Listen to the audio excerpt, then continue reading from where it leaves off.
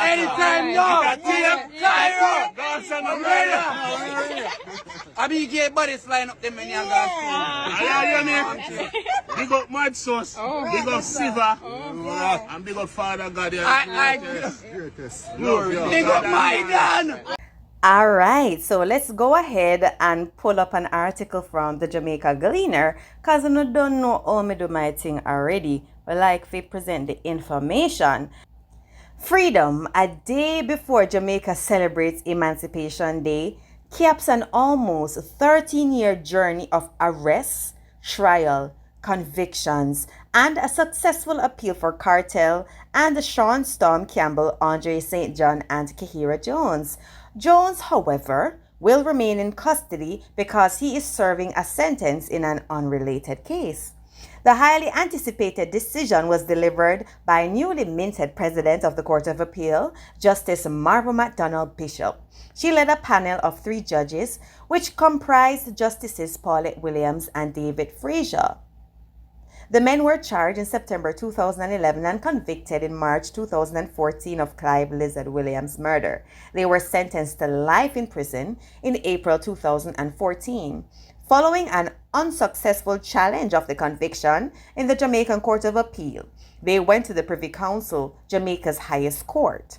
The Privy Council threw out their convictions in March 2024 on the grounds of juror misconduct, but remitted the matter to the Court of Appeal to determine whether there should be a retrial. The top court said the trial judge should have dismissed a tainted juror, Livingston Kane, who was later found guilty of accepting a bribe to try to influence other jurors in the case. The Court of Appeal held 6 days of oral arguments on the retrial issue from June 10th. The prosecution, led by Acting Director of Public Prosecutions Claudette Thompson, argued vociferously for the men to be retried. They argued that the accused men must not be allowed to walk free based on a technical blunder or pretrial publicity, as there are sufficient safeguards in the criminal justice system to ensure that the men get a fair trial by an independent and impartial jury. The prosecution accepted that the men's constitutional right to trial within a reasonable time was breached, but that there were remedies to address that. They also said the cost to be incurred should not be weighed too heavily, as no money can be placed on life regardless of the deceased's character. The defense, led by John Clark and Isaac Buchanan, argued that the men should be freed in the interest of justice, claiming constitutional breaches, pretrial publicity, and leaking of evidence from the trial. They stressed that the length of time that has elapsed since the incident is a factor that must weigh against ordering a new trial, especially since the elapse has resulted in the breach of the accused men's right to be tried within a reasonable time. The court, however, finds that there are several equally powerful factors which, when combined, militate against ordering a new trial.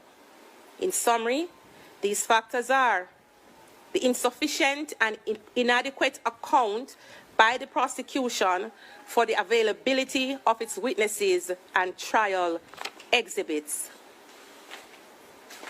Witnesses and trial exhibits relied upon by the appellants, which tended to support their defense at their first trial, are now unavailable or cannot be accounted for. 3. The appellant's trial in the Supreme Court was complex, lasting 64 days, and utilized a significant share of the court and the appellant's resources. Therefore, the time, financial costs, expense, and impact on the court's resources, as well as other cases in the queue awaiting trial, we find that this is significant and it militates against a new trial. 4, the psychological, financial, and medical effect that a new trial would likely have on the appellants, who have already spent 13 years in custody which is demonstrated by medical and other affidavit evidence. We look at the medical problems relating to the appellant Palmer, which came through medical reports that stand unchallenged by the Crown and therefore speak to declining health in the penal institution. The court looks at the lapse of time between the commission of the alleged offense and the likely time in which a new trial would take place, which would, in our estimation, be at least 15 years. We find that to be inordinate. 6, the unjustifiable interference with the appellant's constitutional rights to a fair hearing within a reasonable time under Section 16 of the Constitution of Jamaica, and the potential for that breach or interference, we should say, continuing if a new trial is ordered.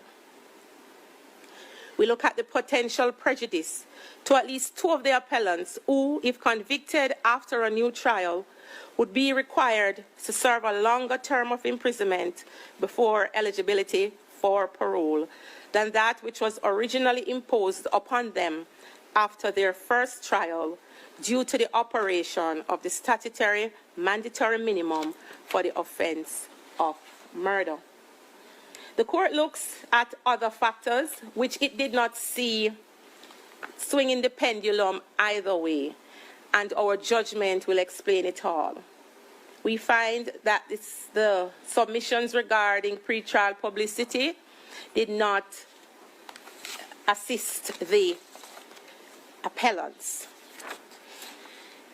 We find that pretrial publicity is such that you would have to prove that it is impossible to obtain a fair trial, and that question is one for the trial court. What the court did find coming out of the issue of pretrial publicity is if the mechanisms have to be employed as the Crown had argued, that would add to the delay of the proceedings. As we have said, we have looked at all the other factors, but we find by now, having weighed everything in the balance, that the countervailing, the weight is against a new trial.